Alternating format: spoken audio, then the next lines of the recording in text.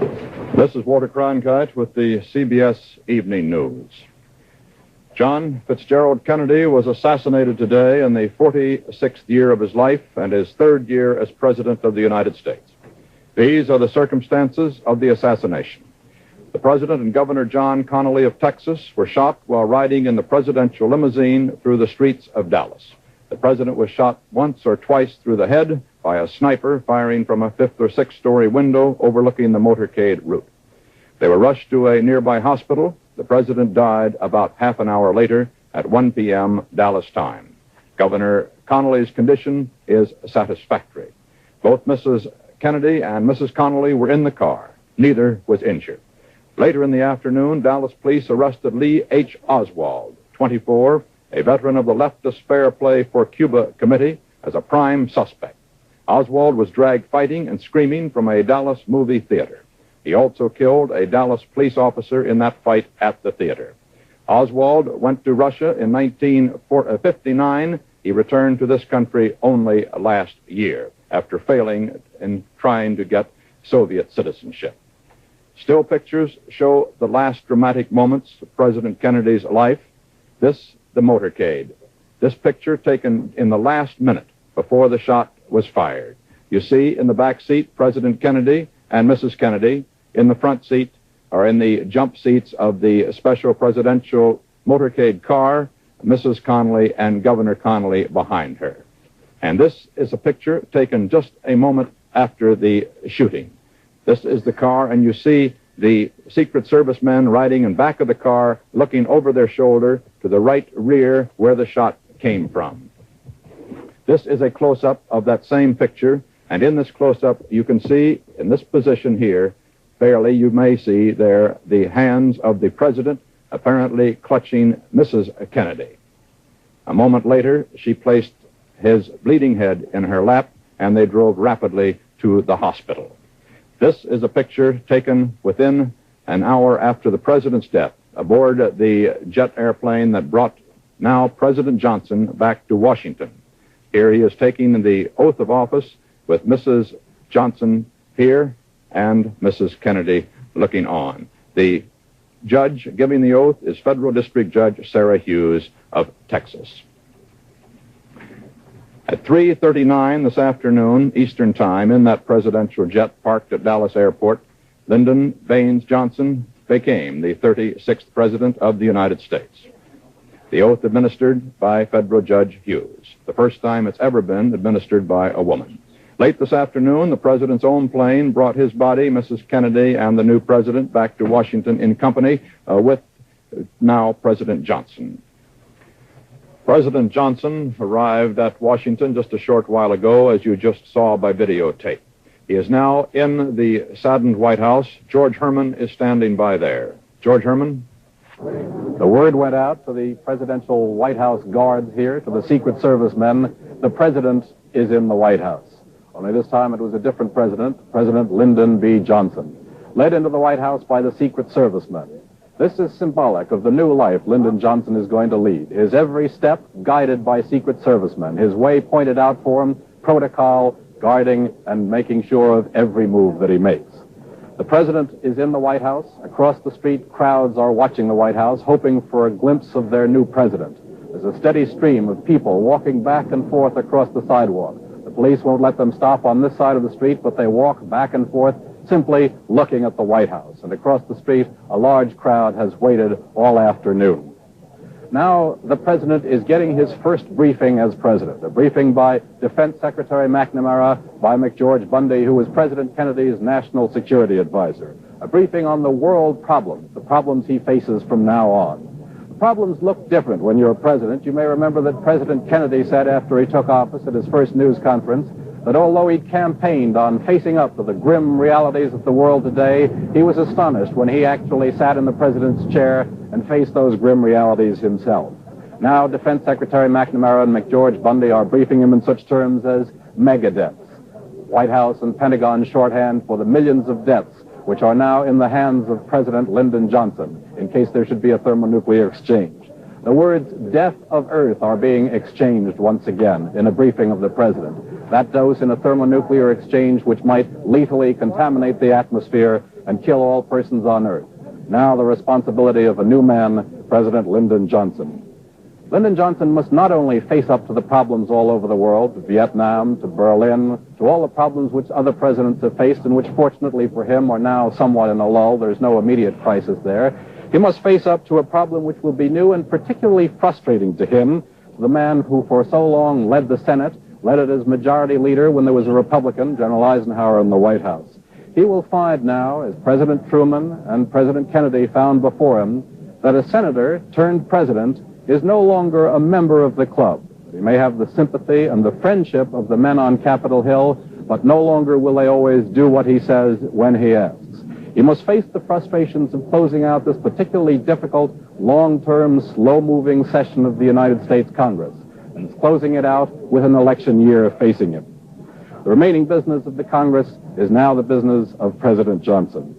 Then he has the problem of forming a new government. Theoretically, at least, the government of President Kennedy would now offer its resignation. The members of the cabinet were members who were loyal to and owed their allegiance to President Kennedy rather than to the United States as a whole. The members of the diplomatic staff, our ambassadors overseas, now will probably offer their resignations at least as a matter of protocol. The members of the White House staff, the aides who helped President Kennedy do his work, carrying on the business of the government, now also will offer their resignations. And Lyndon Johnson must look them all over. He must not only, in other words, pick up the threads of the government, but he must check out each thread, test it, and see if it fits his hand. Each thread must be checked to see whether this is the kind of man in the cabinet, in the White House staff, anywhere in the government, whether this is the kind of man that Lyndon Johnson can work with and wants to work with. He must check all the persons he'll have to work with on the Congress. He must take a new look, in other words, at his political friends, at his political opponents, and also, as other presidents have learned in the past to their sorrow, he must even take a new look at his friends. Because Lyndon Baines Johnson is now that totally new entity, the President of the United States. This is George Herman at the White House. For a look at the beginning of President Kennedy's day in Texas, a day that began without even a hint of disaster. Here from Dallas is CBS News correspondent Dan Rather. Since Kennedy's final 4 hours began this morning at Fort Worth's Carswell Air Force Base. He and Mrs. Kennedy had just attended a breakfast of the Fort Worth Chamber of Commerce. At the airport in Fort Worth, before taking off for Dallas, the Kennedys, as they have been prone to do all along on this Texas trip, went to the fence railing to shake hands with well-wishers and to allow some pictures to be taken. The President and Mrs. Kennedy both had looked particularly refreshed and rested yesterday during their trip to San Antonio and Houston, and again this morning as they started to leave Fort Worth.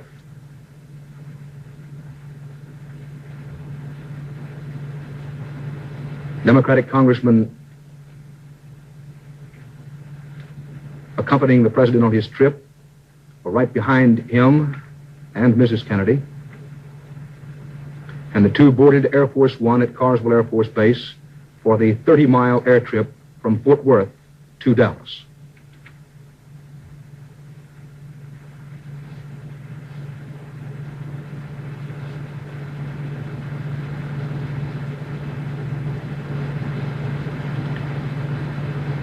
It had been a rather gray morning a little bit earlier in the day as a cold front moved across Texas, and there had been some rain.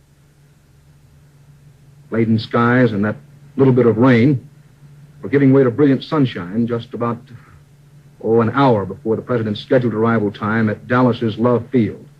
This was the crowd at Love Field, a particularly large greeting crowd. It was described that way by Dallas police and Mayor Earl Cabell. It's ironic that the rain stopped before the President's arrival in Dallas. Had it continued raining, a bulletproof bubble top which fits over the sleek presidential convertible would have undoubtedly been used today and possibly would have prevented the assassination. But as the sunshine broke through, President and Mrs. Kennedy arrived in Dallas to be greeted by a line of local dignitaries. A very enthusiastic crowd was on hand. Local reporters who've covered many of these gatherings called it one of the largest airport greetings in Dallas history. Mrs. Kennedy was given a bouquet of roses. Mrs. Kennedy seemed to enjoy shaking hands with the local populace a bit more today than she did yesterday in San Antonio and Houston, when there were times yesterday when Mrs. Kennedy appeared to be a little ill at ease. This morning she was all smiles and very warm in her greetings, as was the president. Of course, the president used to such occasions.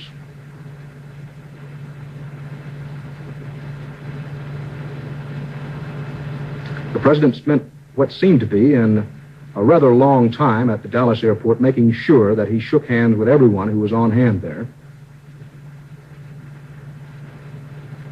As far as the dignitaries were concerned, always taking time, of course, to introduce his wife.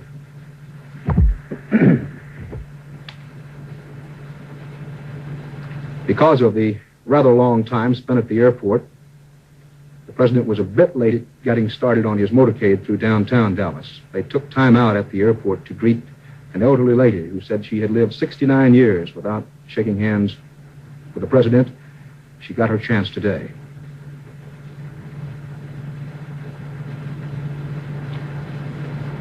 The Secret Service, all during this Texas trip, had been allowing photographers and newsmen, local press, as distinguished from the White House news contingent, to work very closely around the president and Mrs. Kennedy. The presidential couple went again to the fence railing in Dallas to greet the well-wishers, departing from the course marked out for them by Secret Service people. But, of course, President Kennedy had made something of a reputation as a man who liked to break away and shake hands with well-wishers and the crowds who gathered to see him.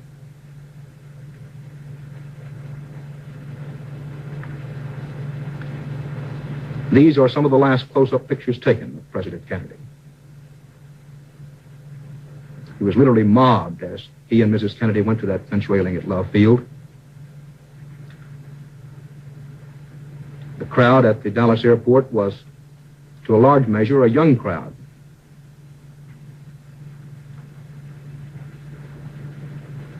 The teenage group, which played such a prominent role in President Kennedy's 1960 campaign. Youngsters of the teen age were very much in abundance at the airport.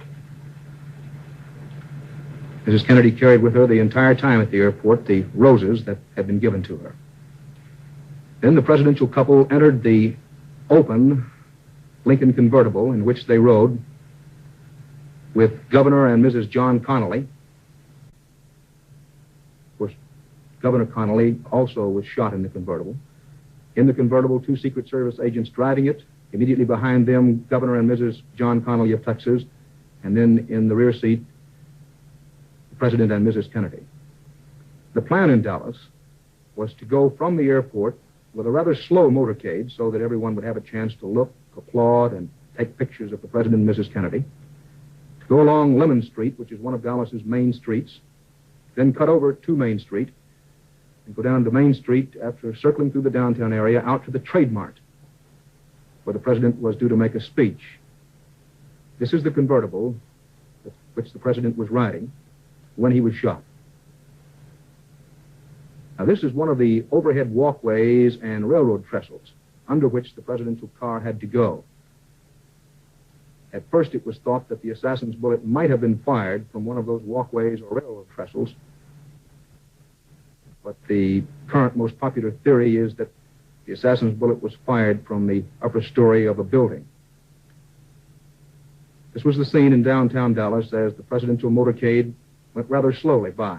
As you can see, the crowd is 10, 12, and 14 lines deep. It was variously estimated that between 200 and 300,000 persons had turned out to greet President Kennedy. Down the Main Street Canyon of Dallas, President riding in an open-top convertible, he and Mrs. Kennedy frequently looking up to wave to persons who took positions in the high buildings. As you can see, the welcome was enthusiastic and warm. It was from this kind of window that the assassin's bullet is believed to have been fired, although these particular pictures are further downtown than the scene where the actual shooting took place. Then the shots rang out. The presidential motorcade speeded up. The president was rushed immediately to Parkland Hospital. This is the rear entrance to the hospital through which the president's car was brought. There are the roses Mrs. Kennedy had been carrying. They were on the floor. They had gotten there in the car as Mrs. Kennedy put the head of her mortally wounded husband on her lap. This is the interior of the convertible. Dallas law enforcement officers and Secret Service men, along with Congressman Jim Wright, Democratic Senator Ralph Yarborough, were all on hand at the rear of the hospital. The law enforcement people and the Secret Service men kept photographers, newsmen, and the curious as far away from the rear of the hospital as they possibly could. Congressman Wright there in a moment of grief. A large crowd gathered at Parkland Hospital as word spread that the president had been shot. There was considerable disbelief at first that he had actually been shot. Some thought he simply had taken ill. This is the new and modern Parkland Hospital with some of the best facilities in this part of the country, to which the president was taken after he was shot.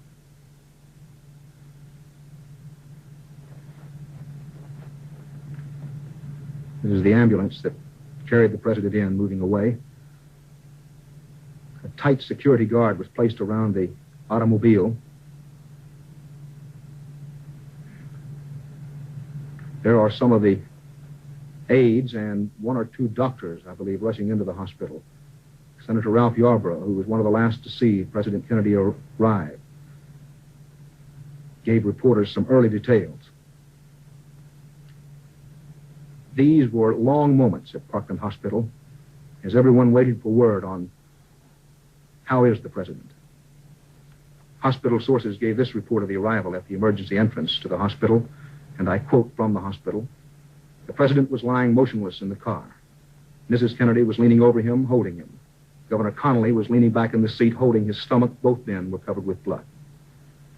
Inside the emergency room, witnesses said the First Lady, splattered with blood, entered without a word. Mrs. Kennedy reportedly held up very well inside.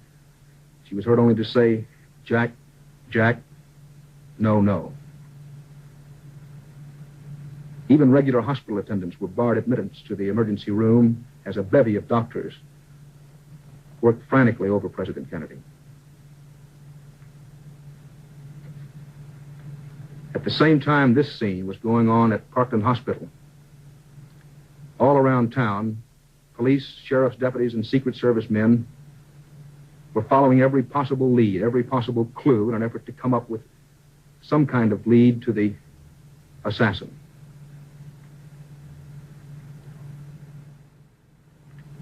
Governor Yarborough, after checking inside in the emergency room, came out and told reporters that he simply didn't know whether the president was still alive or not.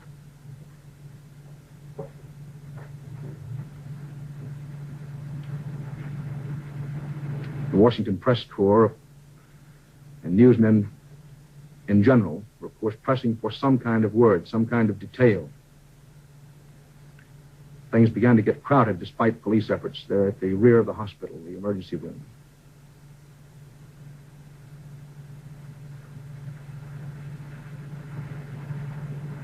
At the moment these pictures were taken, it was known that the president was in serious, perhaps critical condition. It was not known that he was dead.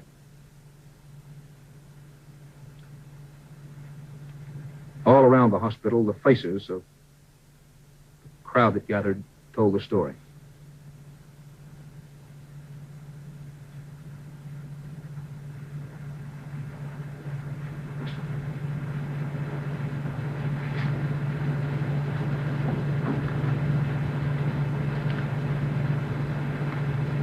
This is part of the motor entourage which I believe brought two Roman Catholic church priests to the hospital.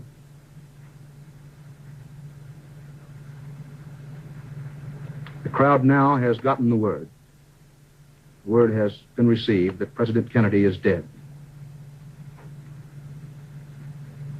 There were some others wounded at the scene of the shooting.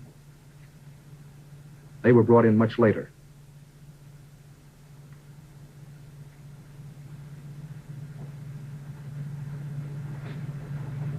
Very shortly after it was announced that the president had died,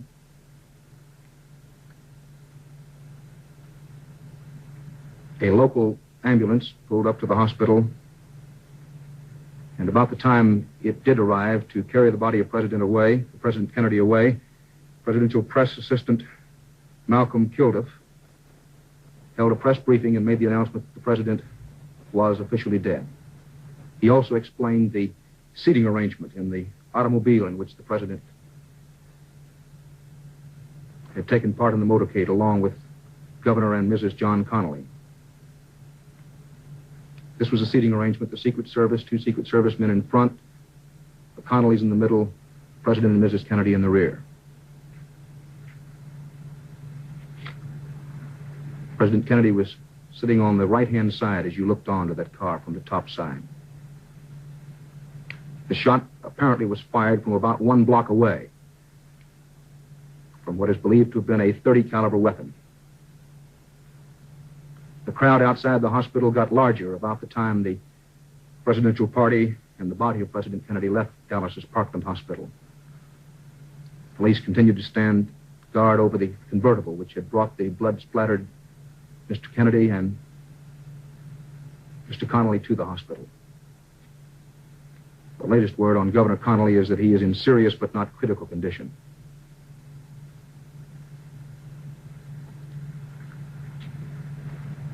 Here it is being explained to some members of the crowd that they have to get further back. Here are some grief-stricken members of the presidential party. Mrs. Kennedy rode out in an ambulance.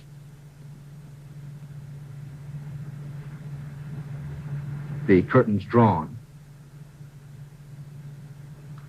The body was taken immediately to Dallas's Love Field, where it was put aboard the presidential plane, Presidential One. Here is the Roman Catholic father who administered the last rites, Oscar Huber, Father Oscar Huber of Holy Trinity Church in Dallas, and one of the other fathers at Holy Trinity Church. They were the 2 Catholic priests who administered the last rites. There were stares of disbelief as the body of the president rode away.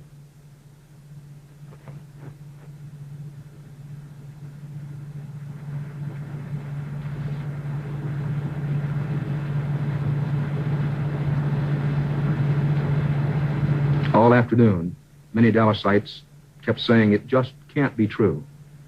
Mayor Earl Cabell as he rushed away from the hospital.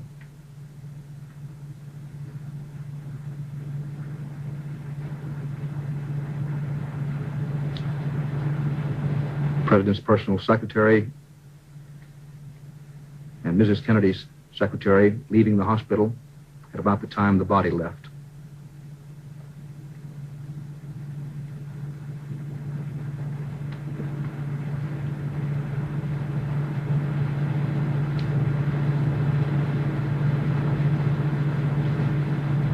The ambulance that carried the body of President Kennedy out to the airport. The motorcade, of course, was very small. The ambulance, 3 cars, and some police motorcycle escorts.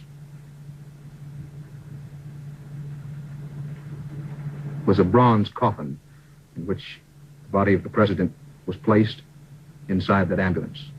Police, in the meantime, had ringed a building from which the shots were believed to have been fired. This is the building about a block from Houston and Maine in Dallas.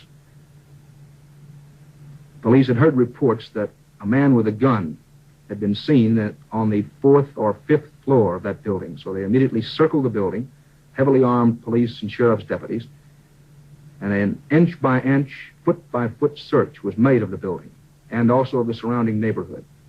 A number of suspects were picked up in the early minutes after the shooting.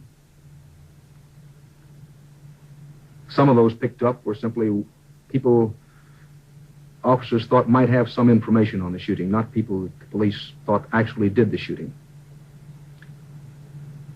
For about a half an hour, law enforcement officers thought they might have the assassin trapped in the building. One employee of the building was later picked up as a suspect and is still in custody. At the time these pictures were filmed. The police thought they might have the assassin still inside that building.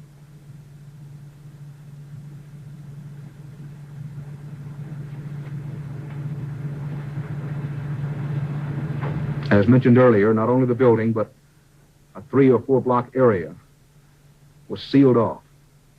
From one of those open windows, perhaps came the shot that killed President Kennedy.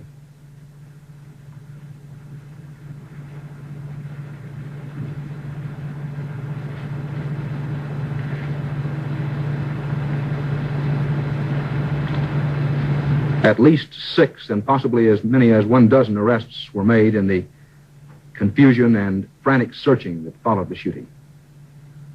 This warehouse building is located a block from the Houston and Main intersection where the president was shot. This is the motorcade route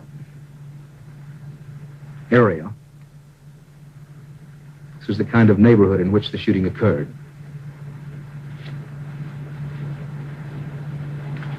Police and detectives here are chasing some other people that they wanted for questioning in connection with the shooting. In downtown, at a theater, police arrested a man after a Dallas policeman was shot.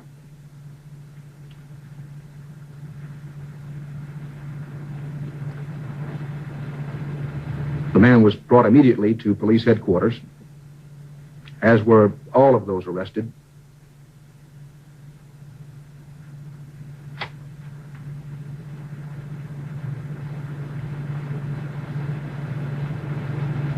That man said to have been an employee of the building from which the shot is believed to have come.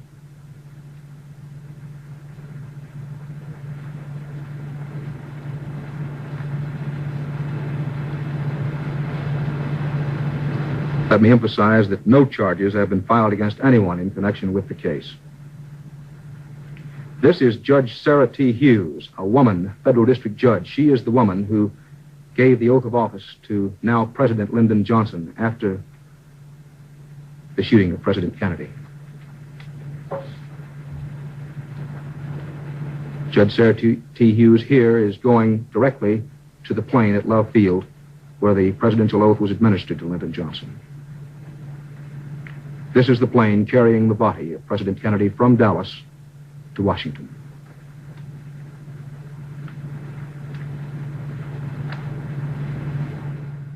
The final speech of President John Fitzgerald Kennedy was made this morning to a breakfast meeting of the Fort Worth Chamber of Commerce. This was that speech. The United States.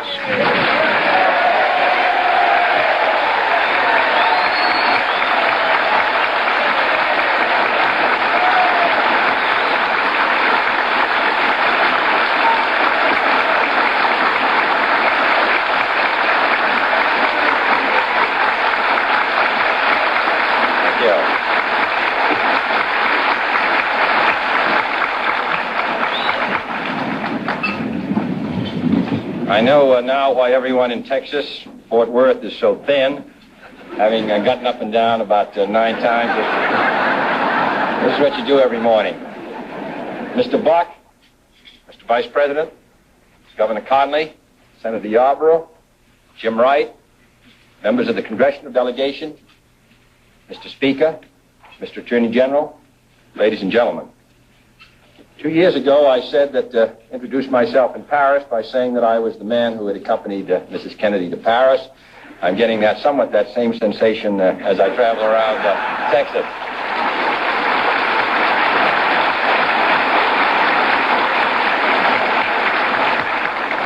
Nobody wonders what Lyndon and I wear.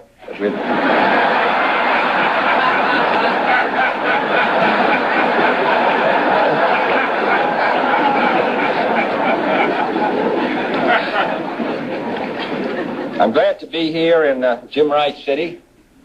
About 35 years ago, a congressman from California, just been elected, received a letter from an irate constituent which said, During your campaign, you promised to have the Sierra Madre Mountains reforested.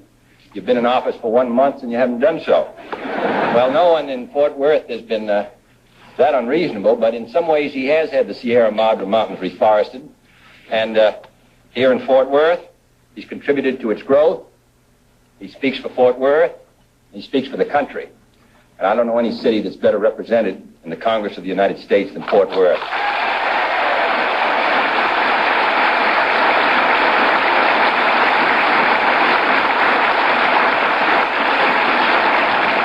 And if there are any Democrats here this morning, I'm sure you won't hold that against them.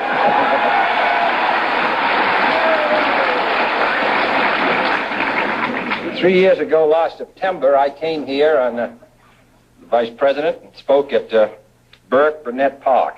I called in that speech for a national security policy and a national security system which was second to none. A position which said not first but, if, when, and how, but first. That city responded to that call as it has through its history. And we have been putting that pledge into practice ever since. And I want to say a word about that pledge here in Fort Worth, which understands national defense and its importance to the security of the United States. During the days of the Indian War, this city was a fort.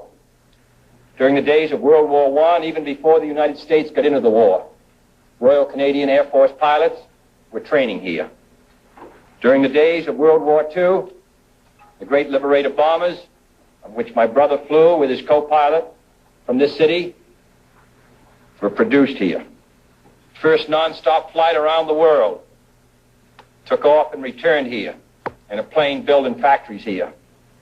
The first truly intercontinental bomber, the B-36, was produced here.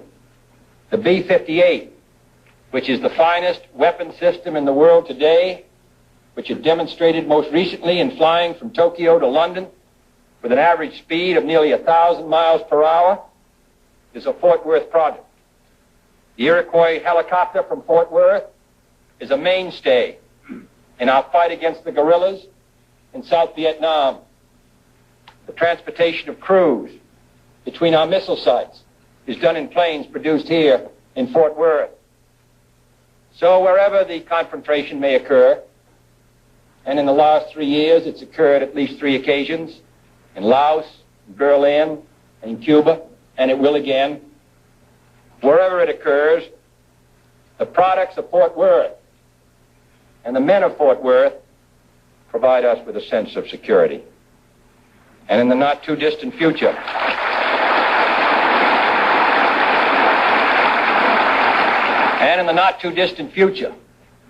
a new Fort Worth product. And I'm glad that there was a table separating Mr. Hicks and myself. A new Fort Worth product.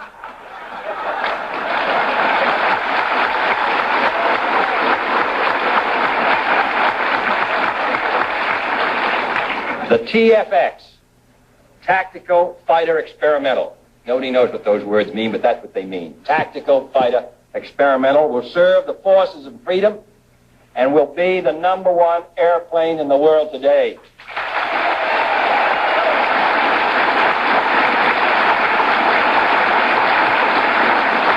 There's been a good deal of discussion of the long and hard-fought competition to win the TFX contract, but very little discussion about what this plane will do.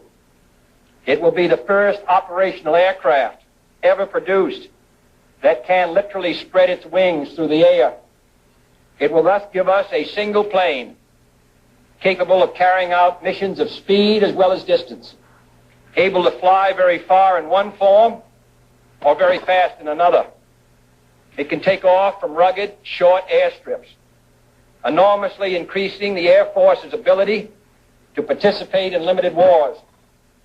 The same basic plane will serve the Navy's carriers, saving the taxpayers at least $1 billion in cost if they built separate planes for the Navy and the Air Force. The government of Australia, by purchasing $125 million of TFX planes before they are even off the drawing board, has already testified to the merit of this plane, and at the same time, it's confident in the ability of Fort Worth to meet its schedule. In all these ways, the success of our national defense depends upon this city in the western United States, 10,000 miles from Vietnam, 5,000 or 6,000 miles from Berlin, thousands of miles from trouble spots in Latin America and Africa or the Middle East. And yet Fort Worth and what it does and what it produces participates in all these great historic events. Texas as a whole and Fort Worth bear particular responsibility for this national defense effort.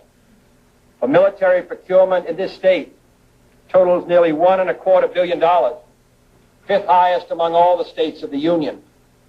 There are more military personnel on active duty in this state than any in the nation save one. And it's not Massachusetts. Any in the nation save one with a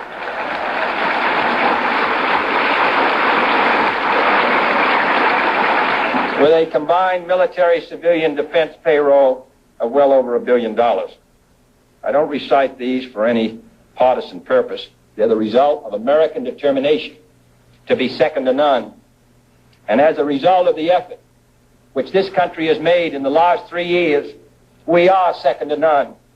In the past 3 years, we have increased the defense budget of the United States by over 20%, increased the program of acquisition for Polaris submarines from 24 to 41, increased our Minuteman missile purchase program by more than 75%, doubled the number of strategic bombers and missiles on alert, doubled the number of nuclear weapons available in the strategic alert forces, increased the tactical nuclear forces deployed in Western Europe by over 60%, added 5 combat-ready divisions to the armies of the United States and 5 tactical fighter wings to the Air Force of the United States, increased our strategic airlift capability by 75%, and increased our special counterinsurgency forces, which are engaged now in South Vietnam, by 600%.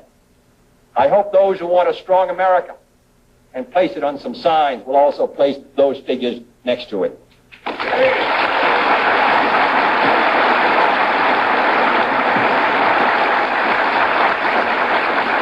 This is not an easy effort. This requires sacrifice by the people of the United States. But this is a very dangerous and uncertain world. As I said earlier, on 3 occasions in the last 3 years, the United States has had a direct confrontation. No one can say when it will come again. No one expects that our life will be easy. Certainly not in this decade, and perhaps not in this century. But we should realize what a burden and responsibility the people of the United States have borne for so many years. Here, a country which lived in isolation, divided and protected by the Atlantic and the Pacific, uninterested in the struggles of the world around it. Here, in the short space of 18 years after the Second World War, we put ourselves, by our own will and by necessity, into defensive alliances with countries all around the globe. Without the United States, South Vietnam would collapse overnight. Without the United States, the SEATO alliance would collapse overnight. Without the United States, the CENTO alliance would collapse overnight. Without the United States, there would be no NATO, and gradually Europe would drift into neutralism and indifference. Without the effort of the United States and the Alliance for Progress, the communist advance onto the mainland of South America would long ago have taken place.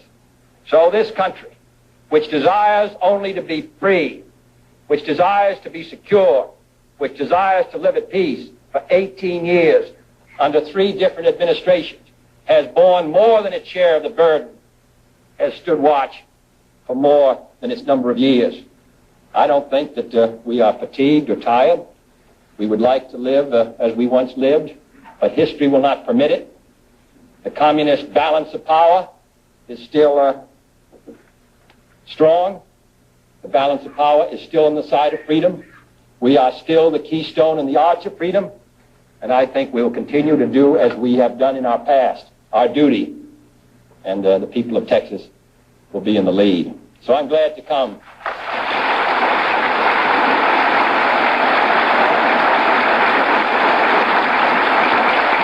I'm glad to come to this state, which has played such a significant role in so many efforts in this century, and to say that here in Fort Worth, you people will be playing a major role in the maintenance of the security of the United States for the next 10 years. I'm confident, as I look to the future, that our chances for security, our chances for peace, are better than they've been in the past. And the reason is because we're stronger. And with that strength is a determination to not only maintain the peace, but also the vital interests of the United States. To that great cause, Texas and the United States are committed. Thank you.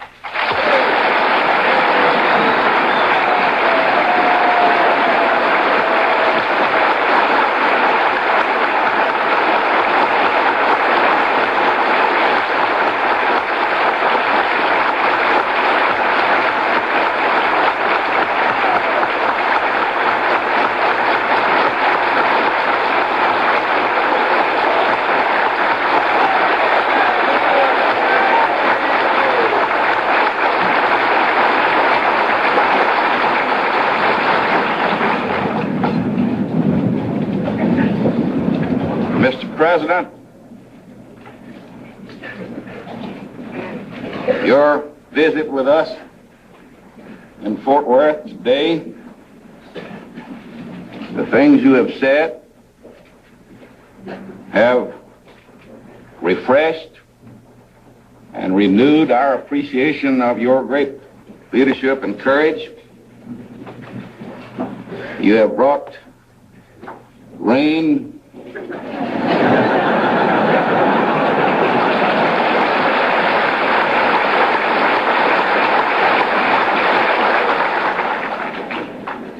to moisten our pastures and our fields. You have brought sunshine in our hearts.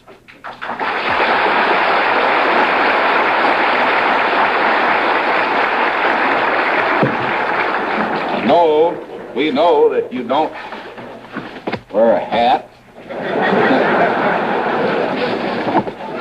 We couldn't let you leave Fort Worth without providing you with some protection against the rain.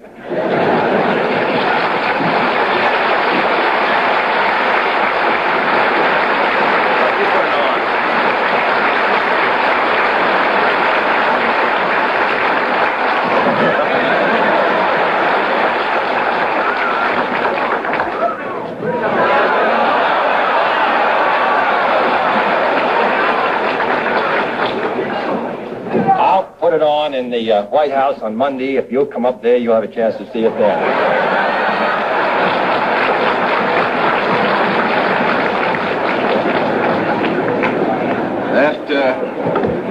That Texas hat is presented to you by Washer Brothers, one of the oldest men's stores in Texas.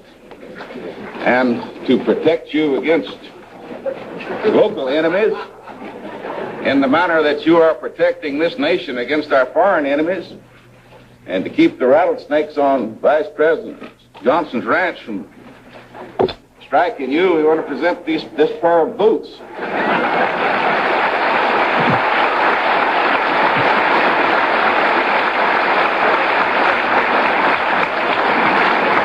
We won't ask you to put them on.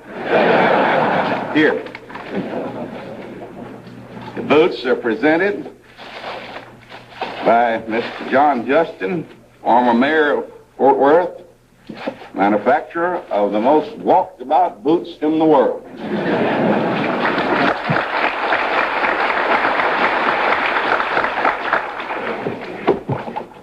And Mrs. Kennedy, as you ride to the hounds or walk to the rattlesnakes, we want you to have protection too.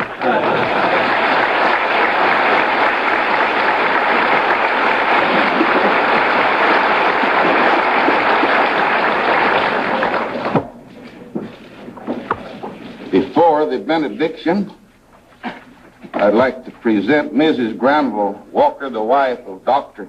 Granville Walker, who will pronounce the benediction. Mrs. Granville Walker.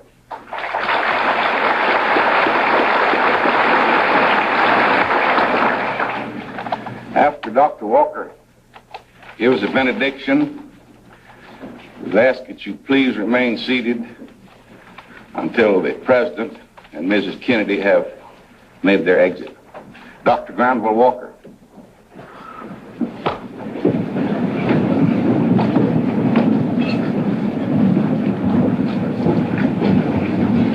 Let us be in the spirit of prayer.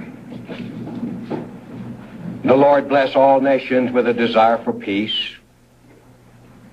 The Lord bless our own beloved nation with rectitude and prosperity, and grant us to achieve justice for all within it.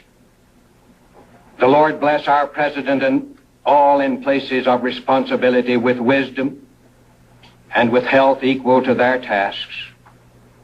And now the Lord bless you and keep you. The Lord lift up his countenance upon you and be gracious unto you. The Lord cause his face to shine upon you and give you peace both now and forever. Amen.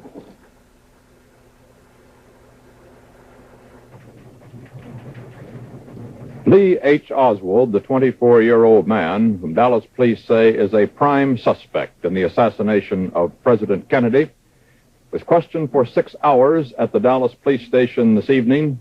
He was arrested shortly after the assassination and has been under questioning ever since.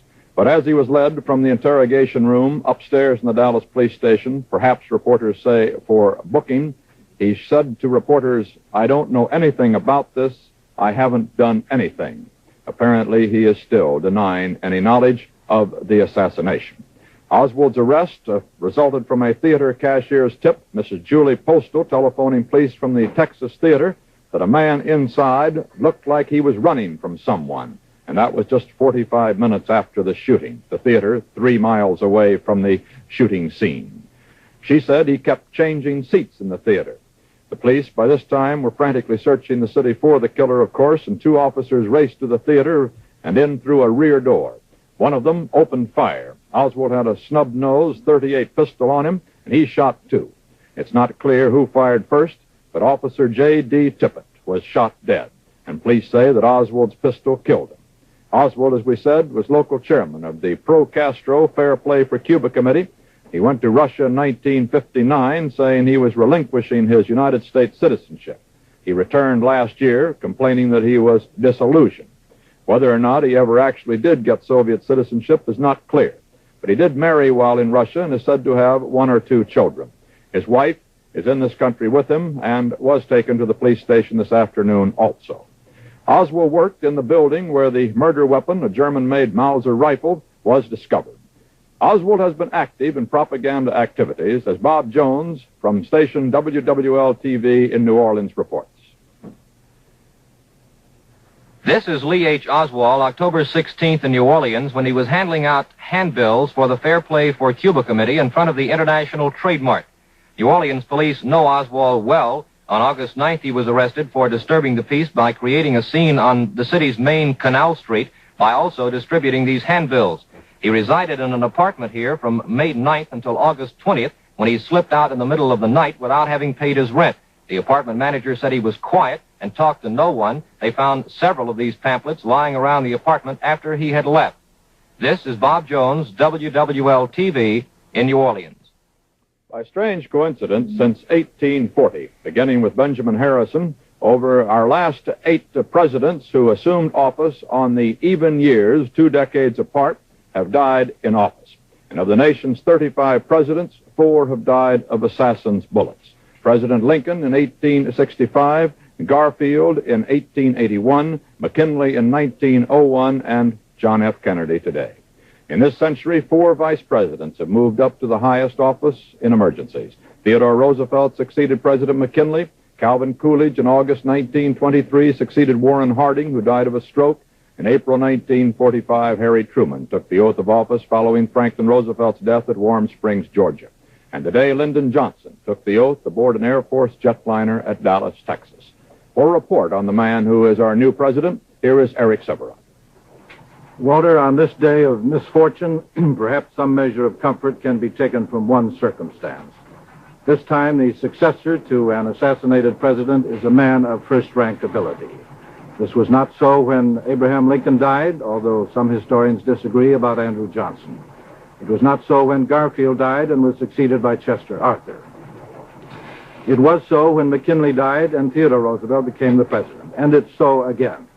Lyndon Baines Johnson is no throttle bottom, no political accident. He is 55 years old. He's in the prime of life for the responsibilities of the presidency, at a point where a man's experience and his energies meet at a high mutual level. Johnson was born in Texas near the hamlet called Johnson City, where the family flag flies over the LBJ Ranch. He's a lawyer by education, a politician by instinct, and by great success. He was a very young aide to Franklin Roosevelt during the New Deal days. He worked on the youth projects. He first went to the House of Representatives in 1937. He was only 29 years old. And there in the House, he became the personal protege of Sam Rayburn, the great Texan who ran the House as Speaker longer than any man in our history, including Henry Clay. Johnson went to the Senate in 1949, winning in Texas by a tiny majority of just 87 votes. And he became, without much doubt, the most effective majority leader in the whole story of the Senate. His energy there was prodigious. He lived in a whirl of activity. He put most senators in his personal debt by one kind of service or another. His fame became great in Washington itself. During the years of Republican rule under President Eisenhower, his power then as Senate leader was greater by far than it has been since in the vice presidency. Johnson was called a liberal by instinct and intellect, a conservative by geography. His political alliances in Texas were with the more conservative Texans who have managed that state for a good many years. But in most national matters, he was regarded as progressive, including on the matter of civil rights. Again, this was in the pattern and the image of his patron, Sam Rayburn. He is a fairly wealthy man. His family holdings, some in the name of his wife, Lady Bird, include television stations as well as the ranch.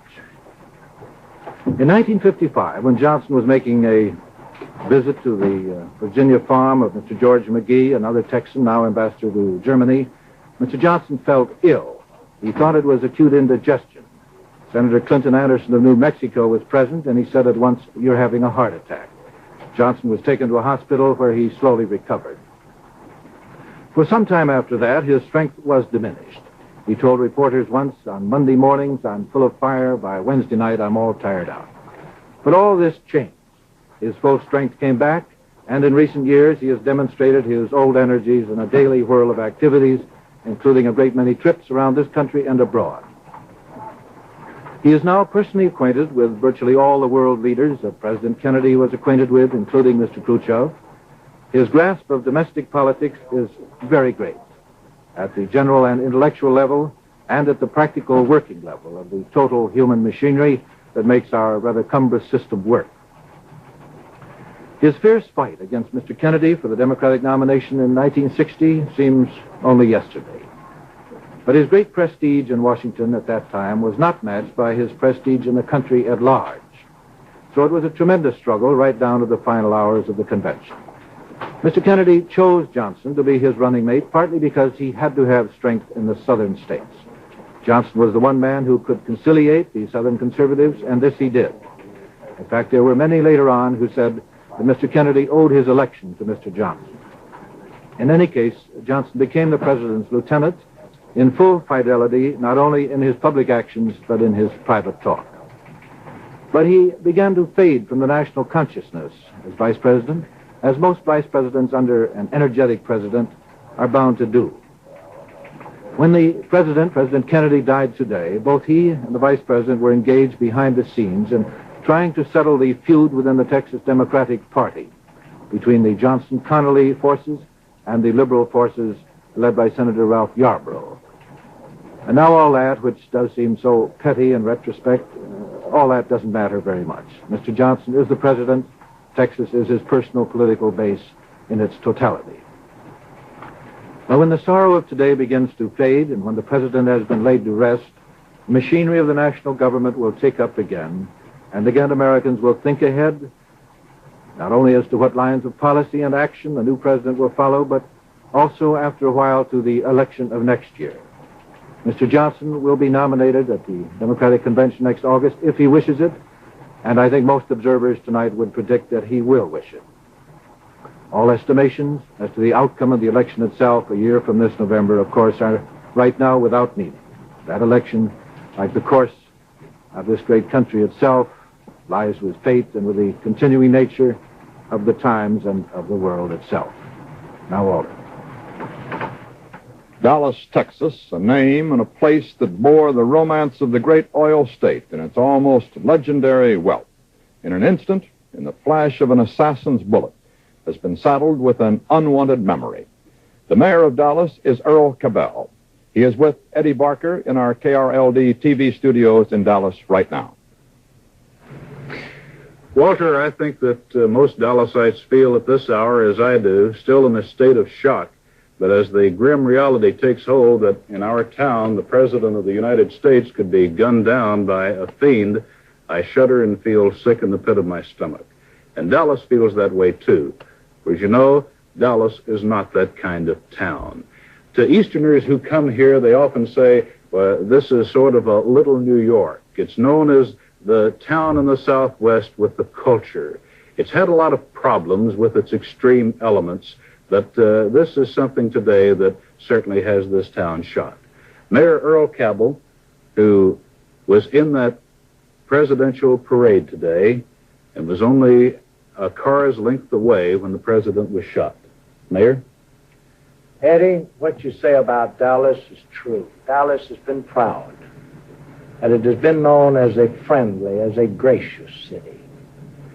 And that is what has added so much to the shock of what happened today. Along 12 or 14 miles of the route of the caravan, the parade, it was so obvious, the friendliness, the warmth, that was just coming from all of those people. Never in all of my life, and I've lived in Dallas all of my life, I've ridden in dozens of parades, but never have I seen such multitudes, such thousands on the street. And never have I seen such enthusiasm, such warmth that expressed themselves, and that was so spontaneous as the cars passed. And then almost at the end of that route, for those shots to ring out, and with the realization as to what was going on, even before we realized what had actually happened. Eddie, the shock of it is just unbelievable. And it hadn't been 2 minutes prior to that we had been talking to Congressman Roberts of McKinney. This tremendous ovation that had greeted the president. And then, of course, the rest is history.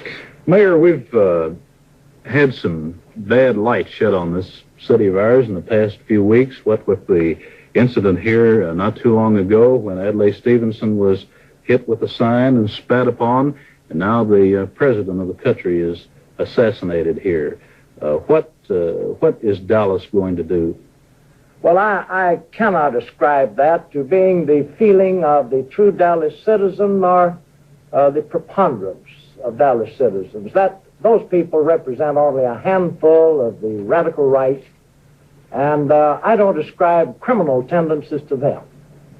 Possibly they might have incited a lower grade of brain to have committed an act like this. But I can't point my finger. This is no time to point fingers. This is a time of prayer and sober reflection.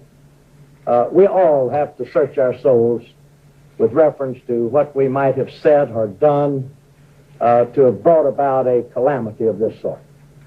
Mayor, I would think that the feeling is that in the broad moral sense at least, that all of us share in what has happened here today, but this city, as you say, is not a city where things like this are done. The minority, it's a loud one, and today, this tragic thing that happens really once in a lifetime. This is a guilt that doesn't belong to a few. This is a guilt of the nation. We're all responsible for this. For the reaction of some Dallasites, here is CBS newsman Nelson Benton. This is the corner of Elm and Eckerd Street in Dallas, Texas, late afternoon. And these are average citizens of Dallas, Texas. Could we ask your reaction to the president's death today? Well, we were just horrified when we heard that. We couldn't believe that he had been shot. I heard we were working, and someone came in and told us that the president had been shot, and we just didn't believe him. That we didn't think that anything like that could happen. Is this your wife? Yes, it is. May I ask you, what was your reaction? I just couldn't believe it. I had only seen him just moments before, alive, and then... You watched the parade? Yes, I did. It was horrible. How do you think the city of Dallas feels about it? I think they think it's horrible. Thank you very much. Everyone I've talked to is just... They just can't believe anything like this could have happened here. Didn't believe it at first. They came down there at the bank and telling us, and we just didn't believe it. We just walked down just a few minutes before it happened. You were at work at the time? Yes, I was at work at the time, so I couldn't believe it. What was the reaction among the people at the bank? Well, none of us could believe it until we got phone calls from our friends and relatives and everything, hearing it on the radio and then telling us, and then we came to realize that it had happened. We just couldn't believe it. Thank you very much. Could I talk to you a moment, ma'am? What is your reaction to the tragic events that occurred here today? I can't believe it. I still can't. I just can't believe it. Where were you when you heard about it? I was at work. Had you seen the parade? No, we hadn't gone down. How did you hear about it? One of a department head from another department came in and said that President Kennedy was dead, and none of us, we just couldn't believe it. Well, when I heard the news, I was so stunned, and it just shocked, and I'm still nervous. We lost a great man. In Havana, the Havana radio is reporting the assassination of the president without comment. The announcers appear to be reading a straight copy from the press service wires. They do report that the prime suspect, Lee Oswald, was chairman of the Fair Play for Cuba Committee, but they're making no comment on that fact. In Washington, the death of the president seemed as if someone had pulled the keystone out of the firm arch of government. For reaction from the nation's capital, here is Roger Mudd. In the past 97 years, Washington has been shocked by the assassination of 3 presidents. But today, in this era of instantaneous communication, the news of John Kennedy's death struck so suddenly here it felled this city as if she had been hit in the solar plexus. On the Senate floor, a young Republican from Kansas whispered blankly, "I feel sick at my stomach." The only word Albert Gore of Tennessee could utter was horrible. Hubert Humphrey issued a public statement, but then later told his office staff, "I can't contain myself. I feel the loss of a part of my own life." Aside from President Johnson, probably no elected official in Washington was more deeply affected than the Speaker of the House, John McCormick of Massachusetts. Speaker McCormick, the 72-year-old Democrat from South Boston, tonight stands directly behind Lyndon Johnson in succession to the presidency. The tragic death of President Kennedy is a great loss, not only to our country, but to the entire world. President Kennedy was giving to our country and to the free world visionary, sterling, and courageous leadership so necessary during this trying period of the world's history. The bullet of the assassin has taken from our midst one of the great Americans of all time. The world, in addition to our country, the people of our country will mourn not only the passing of this great man, but the dastardly manner in which his death took place. I have lost a dear and personal friend, and I and Mrs. McCormick, with the rest, the people of the nation, mourn the passing of our great president and our outstanding leader. I know that all Americans join with me and Mrs. McCormick in extending to Mrs. Kennedy and the other loved ones of the family of our late president our deepest sympathy in their bereavement. While he has left us, he takes his place in history. And I know that if he could speak to us from the great beyond, that he would say to you and I, all Americans, whether we occupy official life or not, carry on and see that your children and your children's children live under the same form of government that we have today. So from the sacrifices, the leadership, the dedicated service of President Kennedy, let us renew our confidence in the future of our country.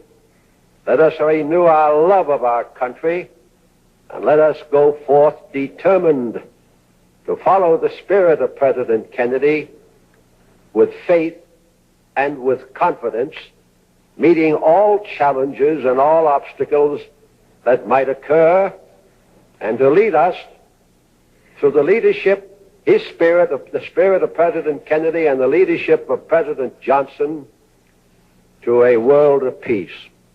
The first report of the shooting of the president reached the Capitol Hill this afternoon shortly before 2 o'clock. The House was not in session, but the Senate was, considering routine business.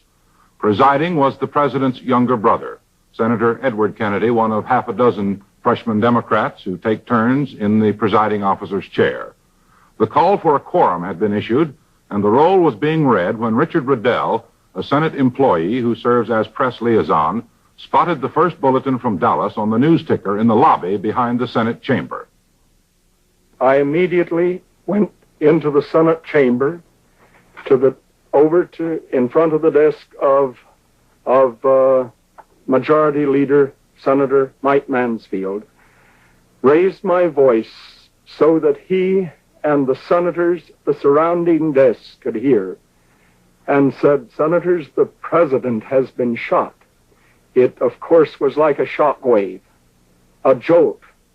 I crossed the aisle to the Republican side, where Senator Dirksen was seated, and in the same manner told Senator Dirksen and the Republican senators who were at adjacent desks, with, of course, the same shocked reaction and stunned expression on their faces.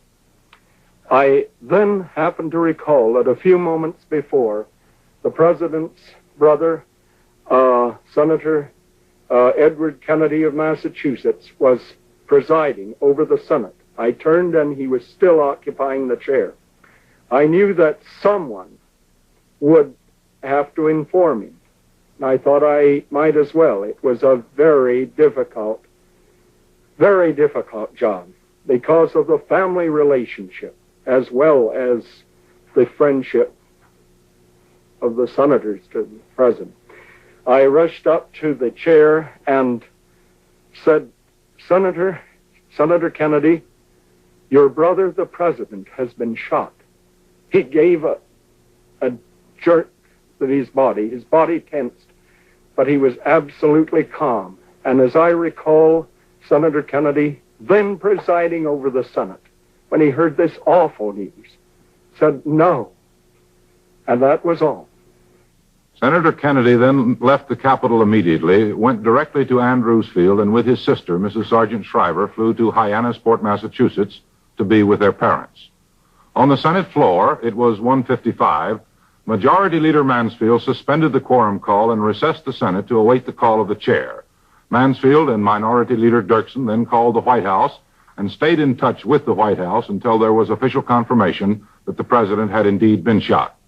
Mansfield then recalled the Senate, and Chaplain Frederick Brown Harris offered a prayer, and the Senate adjourned until noon Monday. But not really.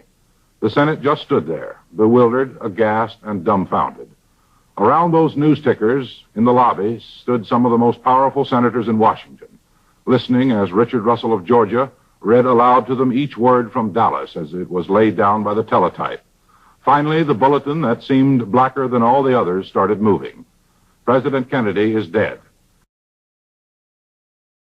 The news, of course, brought this nation of ours almost to a standstill. The stock market closed shortly after the news, after stocks had dropped precipitously, with the greatest drop since Black Monday of the stock market crash. Throughout the country, theaters closed. And in Times Square, the heart of the amusement industry in the United States, that great street of Broadway is almost dark tonight. Bernard Eisman is there. Come in, Bernard. Broadway is not the great white way tonight. All of the lights on the spectacular advertising displays have been dimmed, put out. The movie houses with their flickering, twinkling banks of neon, they too have doused their lights and closed their box offices. In the streets off Broadway, the score of legitimate theaters with plays on the boards, those that are successful and those are not, they too are closed. Even the little Frankfurter stands here and there are closing down. As evening came, Broadway paid its tribute to the president. It went dark, something it hasn't done in the memory of very many people. Even the crowds and the traffic on Broadway are unusually light. The automobile traffic is not a tenth of what it would be on any ordinary weekend night. And the crowds walking the streets, they too are very light. Usually, here it's elbow to elbow and knee to knee as people fight to get from one amusement palace to another. Not so tonight. Now, they carry little radios and listen for more news of the president's death, or they read newspapers whose glaring headlines brings home the reality of a tragedy. This is Bernard Eisman on a very dark and dim Broadway. Let's go now back to Washington, to the White House, and to George Herman. The White House of the United States is empty. President Lyndon Johnson is working in the office he occupied across the street, the Executive Office Building, the office of the Vice President of the United States. Mrs. Kennedy is not coming back to the White House at all. Her children left the White House at 5:30 this afternoon, presumably to join Mrs. Kennedy, who is going into seclusion. President Johnson has talked to former President Truman and to former President Eisenhower, both of whom have apparently indicated that they will be here for the viewing of the president's body tomorrow. President Hoover apparently is not going to be able to make it. President Johnson met with McGeorge Bundy, President Kennedy's aide on national security matters, with Secretary of Defense McNamara, and with Undersecretary of State George Bull for his first briefing as President of the United States. As I say, he's working now in his Executive Office Building office. The President also met with the legislative leaders of both houses of Congress and both parties. He asked for their united support in this tragedy which has befallen the country. He said it's more essential than ever that this country be united, and he asked them to help with the help of God for them all. This is George Herman at the White House. Back now to Walter Cronkite. Mr. Kennedy's parents, Joseph and Rose Kennedy, are in seclusion tonight at their Hyannisport, Massachusetts home. They learned of the news of the assassination of their son from a workman at the house who heard it over the radio, and they immediately went into that seclusion. Attorney General Robert Kennedy, the president's younger brother and his closest advisor, was having lunch at his Washington home when the tragic news reached him. The president's other brother, Senator Edward Kennedy, was presiding over the Senate. When word of the assassination reached him, he rushed out of the Senate chamber, and he and his sister, Mrs. Eunice Shriver, later flew to Hyannisport to be with their parents. Another sister, Mrs. Patricia Lawford, was placed under a doctor's care at her home in Santa Monica, California, after receiving word of the assassination. Next week was to have been a big one for the Kennedy family, particularly for Caroline, who will be 6 years old on Wednesday, and for John Jr., who observes his third birthday on Monday. John, as the president called him, was to have been celebrated with his playmates at the White House on Tuesday, and the next day, Caroline was to have been the star of a big family birthday party up at Cape Cod. And all of the Kennedys have been planning to get together for their traditional Thanksgiving gathering at Hyannisport on Thursday. For the two Kennedy children and for the entire family, of course, Mr. Kennedy's death today was the second family tragedy about which they had to be told this year. The first, the death in the case of the children of their infant brother, Patrick Beauvoir Kennedy, last August the 9th. To recapitulate where some of the other principals in today's tragedy are at this hour, the Kennedy family, as we have said, gathering in Hyannisport. President Lyndon Baines Johnson, at 54, by ascension now the 36th President of the United States, is working, as George Herman told you a moment ago, in the Executive Office Building across the street from the White House. Mrs. Lyndon Johnson is at their home in Washington. The two Johnson children, daughters, one is at school in Washington, the other was at Austin, Texas, planning to be a part of the weekend on the LBJ Ranch outside of Austin, at which President and Mrs. Kennedy were to have been the honored guests. Whether they are going to fly now to Washington is not known at this hour. And the body of the late President John Fitzgerald Kennedy lies at the U.S. Naval Hospital at Bethesda, Maryland. The body will be taken back to the White House to lie in state at the White House tomorrow. On Sunday, it will be taken to the Capitol building to remain in the Great Rotunda until noon on Monday. It is understood at the moment that the actual funeral services, which will be a full-dress state ceremony, will be held in Boston, but a funeral mass will be said in Washington by Cardinal Cushing, who married the Mr. and Mrs. Kennedy a couple of years ago. Down in Dallas, Texas, one other individual who may have been a principal in this tragedy today, the man whom the police say is a prime suspect. Lee Oswald, a member of the Free Cuba Committee, a man who went to Russia and attempted to take up citizenship there in 1959 and returned here only last year, has been booked for the murder of a Dallas policeman, shot in the Texas Theater 3 miles from the site on the Dallas Street where President Kennedy was assassinated and Governor Connally was shot, seized some 45 minutes later in a gunfight after the teller at the theater said that a man who looked like he was running from something had come into the theater. He was interrogated for more than 6 hours this afternoon. He has been booked now for the murder of the policeman, but there has been no charge leveled regarding the murder of the President of the United States. In case he or the culprit is found and charged, it is a simple murder charge in the state of Texas. It is not a federal offense, and he would face electrocution by the laws of the state of Texas in the Huntsville, Texas State Penitentiary. We are going to continue our coverage of this tragic day in a moment with special broadcasts recounting the career of the late president and a visit with the man who succeeded him. This is Walter Cronkite.